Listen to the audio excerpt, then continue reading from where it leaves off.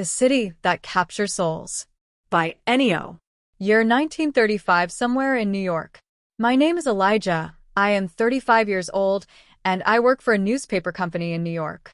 And if you're reading this, it means my dream has come true, and I probably never found my way home again. I have a loving wife named Clara. It all started on the night of May 13th, 1935.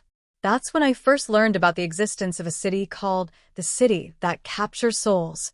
I admit I was skeptical about the name of the city when my boss sent one of my colleagues to that city to write an article about the disappearances that were happening there. I had no idea that things would take an unexpected turn. That day I stayed at work late into the night. As soon as I got home, I sat down at my desk with the intention of writing a book. I didn't know exactly what it would be about, who the main characters would be, or even the main story, but something inside me told me I had to write. It was as if I could hear an inner voice telling me that soon I would find a subject for my book, but I didn't get to write anything because I fell asleep with the pen in my hand while trying to find the inspiration and main subject for the story I was about to add to the book. Shortly after I fell asleep, my wife entered the room, and I was awakened by the noise of the creaking hinges of the door. Strange though it was, I had begun to see everything in a haze, and things seemed a bit different than they were before. But I didn't want to pay attention because I thought it was because of tiredness and the fact that I had dozed off for 10 to 15 minutes. We both sat in bed and fell asleep, but the next morning when the alarm clock rang for me to go to work, things didn't seem to have changed at all from the previous night. Everything was still hazy, and things seemed a bit different than usual. I got out of bed and went to the kitchen to prepare breakfast. Then I took my wife's breakfast to bed, something I hadn't done in a long time. I wanted to remind her that I still love her immensely. Although I was sure she knew that, I just wanted to awaken those feelings in her soul and show her that I appreciate her and offer her a perfect morning because the day ahead would be just as perfect for her. Immediately after that, I left for work, but things seemed to be stranger than I expected because there was no one on the street, as there usually was even in the middle of the night when the street was very crowded. Many times, I enjoyed watching people from the window of the office where I worked, and I saw the streets full of people heading in different directions, as if they were a swarm of ants. On this particular day, when I arrived at the service, the only person there was my boss, who was standing by the window, gazing outside. When I approached him, he turned to me and said, "Boss. Like leaves on trees, we dance and sway. Boss. In winds of time, we have our day. Boss. Born to grow, to multiply. Boss. But in the end, we all must die. Boss. As leaves fall softly to the ground. Boss. We too depart, no longer bound. Boss. Leaving behind a trail of pain. Boss. A whisper of hope, a silent refrain. Boss. Others will follow the path we tread. Boss. A carpet of memories, the living thread. Boss. Beneath their feet, our legacy lies. Boss. For in life's fleeting moments, everything flies. At that moment, I was speechless. I didn't know what all this meant and why everything had changed overnight. I wanted to find out what was happening, but I didn't know where to start or what I could do. I looked at him with bewilderment, not knowing what he meant, but also with surprise because I didn't know he was passionate about poetry. A few moments later, he turned back to the window, clasped his hands behind his back, and said, "Boss, your colleague Alex didn't return. Boss, I haven't heard any news from him. Boss, I've tried to contact him, but without success. Elijah. Okay, I understand. What should be done in this case? Boss. Elijah, I'm going to send you on a journey. Boss. I've heard about a mysterious city. Boss. Where many people go and never return. Elijah. Yes, I've heard about this city too. Boss. I want you to go to this city tomorrow. Boss. And write an article about it for me. Boss. I want to find out what exactly is happening in this mysterious city. Boss. I want to know if it's real or just a conspiracy. Boss. I want to know if people use it as an excuse. Boss. To disappear and start a new life. Elijah. But boss, it sounds a bit dangerous. Boss. We are journalists. Boss. Our profession requires us to face dangers. Elijah. Okay, then that's what I'll do. The next day, I ventured into a journey into a new, unknown world. And when I arrived there in a dark city, I got out of the carriage and the coachman offered me a lit candle, telling me that the place I was in was very dangerous and that it was dubbed the soul-stealing city. He also told me that no matter what, I should not take my eyes off the lit candle and under no circumstances let it go out. But also that the candle could burn forever as long as I didn't divert my attention from it. Because this candle was not an ordinary candle.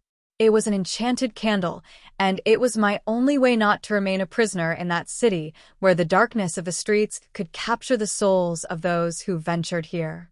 I nodded in understanding, took a few steps on the unfamiliar and dark streets, after which the carriage I had come with hurriedly left. Shortly after the carriage left, I found a newspaper on the ground near a puddle. I bent down and picked it up, thus distracting myself from the perpetually burning candle. A few moments later, holding the newspaper in one hand and the still-lit candle in the other, I began to roam the streets, unaware that my soul had been kidnapped and remained trapped in that place where I had bent down for that newspaper, meant to distract my attention. As I departed, darkness settled in that place, and shortly thereafter, a lightning bolt from the heavens illuminated the streets, making my frightened and imprisoned soul easily visible in the place where I had bent down for the newspaper. The moment I bent down to pick up that newspaper from the ground, I should have realized that something was wrong with that place because a strong sense of fear began to penetrate my entire body. A fear I didn't think possible until then, but which I ignored as much as I could. With my eyes fixed on the newspaper, the moment I rose with that newspaper in hand, for a moment I remembered what the coachman had told me, and I tried to redirect my attention/gaze back to the still-lit candle. But a strong curiosity still urged me to look at the newspaper to see what articles were written there. A single glance was enough to completely captivate my attention. I didn't even realize that everything had changed around me because I had arrived in my new home and stood with my eyes fixed on the newspaper. In the middle of the kitchen facing the window, through which only a little light from the moon in the sky barely penetrated. For a moment, I remembered the candle again, which was half burned, and I thought to look for another one to light when this one would finish. Otherwise, I wouldn't have been able to see to read the fascinating article in the newspaper. I searched through the drawers in the kitchen a bit, but curiosity seized me again, and I began to read that newspaper again, which as I delved into it became more interesting with each line read. I struggled to lift my gaze, and only saw later the candle, which now had almost completely burned out. Immediately, I quickly searched for another candle to replace the first one and maintain that dim light that helped me to read. Finally, I found a candle, and just in the nick of time before the candle given by the coachman went out, I managed to light the one found in the drawer. And that immediately led me to think of one thing. I can continue to read, and before my thought could disappear, my gaze was already fixed on the article in the newspaper, which seemed even more fascinating than before I stopped reading. And it continued to become more fascinating. With my eyes fixed on the newspaper and my mind set on that article, my body began to tremble with fear that I felt without understanding why. After a long period of time, something made me remember the coachman's words, and then I realized that my soul was no longer with me. But somehow we were still connected. And before my gaze could return to the newspaper, I realized that the fear I felt actually came from my soul, which remained trapped in the middle of the street and cried out for help. But I was so fascinated by the article in the newspaper that I had become dependent on it, and I couldn't resist reading it. After hours of reading in that newspaper, my imprisoned soul now in the street gathered all its strength and shouted as loud as it could to me, "Elijah's soul, help me, don't forget me here. Elijah's soul, don't abandon me, I'm a part of you." At that moment, it seemed like the words spoken by my soul left trapped in the street echoed not only on the deserted streets, but also in my mind. This made me once again divert my attention from the newspaper that fascinated me, and I felt that fear again that my soul felt, and I felt it too, because of the connection I still had with my soul.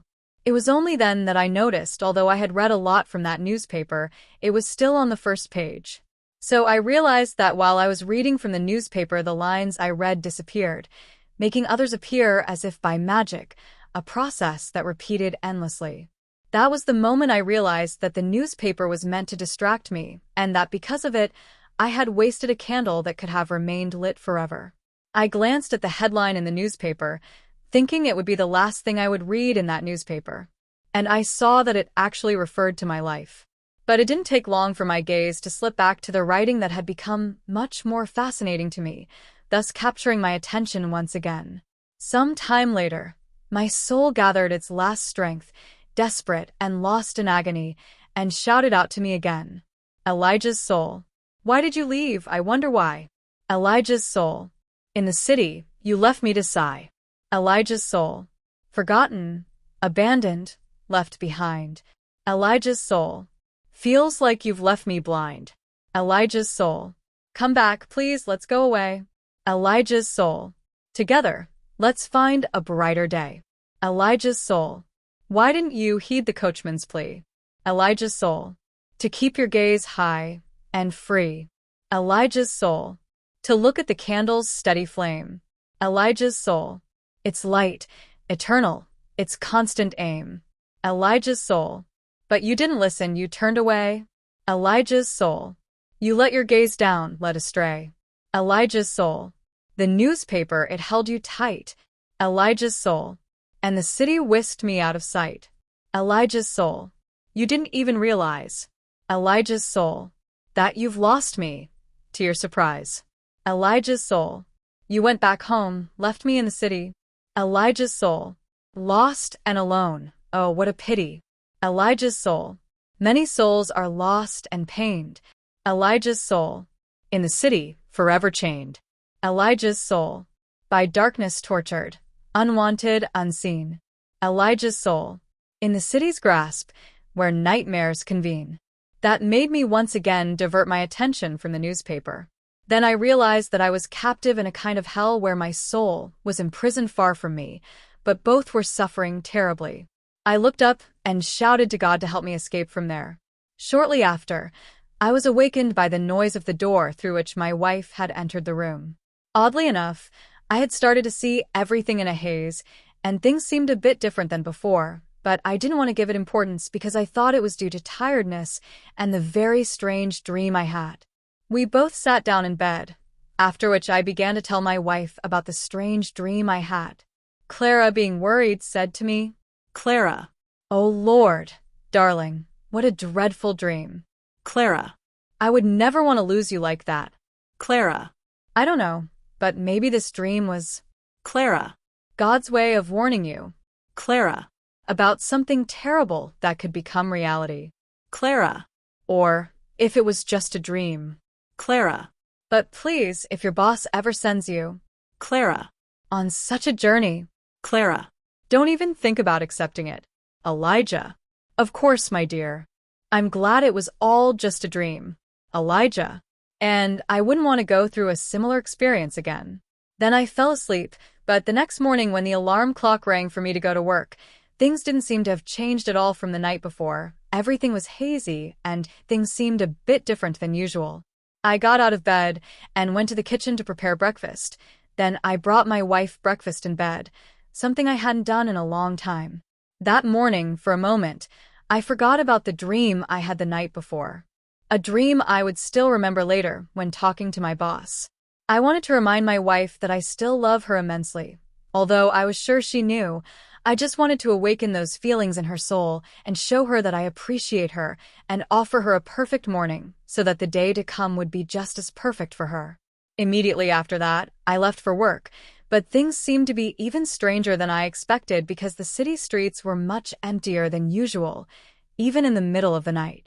When I arrived at the office, my boss was waiting for me in his office, standing by the window, and when I entered, he turned to me and said, Boss. Like leaves on trees, we dance and sway. Boss. In winds of time, we have our day. Boss. Born to grow, to multiply. Boss. But in the end, we all must die. Boss. As leaves fall softly to the ground. Boss. We too depart, no longer bound. Boss. Leaving behind a trail of pain. Boss. A whisper of hope, a silent refrain. Boss. Others will follow the path we tread. Boss. A carpet of memories, the living thread. Boss. Beneath their feet, our legacy lies. Boss. For in life's fleeting moments, everything flies. At that moment, I was speechless. As my boss uttered those words, I had a strong sense of déjà vu, and in an instant, I felt the hairs on my arms stand up. A shiver of fear ran down my spine, and I remembered my entire dream and how real and terrifying the whole experience was in that dream. It was then that I recalled my wife's words, which now gave me pause for thought.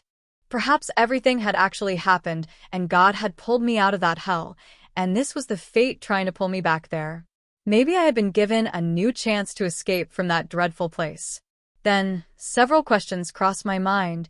1. Could my dream have been more than just a dream? 2. Was everything really about to come true? 3. If all this had actually happened, and God had saved me from there, was this my chance to avoid it all? 4. What should I do if my boss sends me on this journey? 5.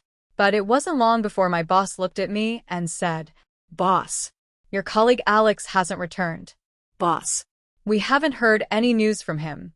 Boss. I've been trying to contact him, Boss. but without success. Boss. Elijah, I'm going to send you on a journey. The end.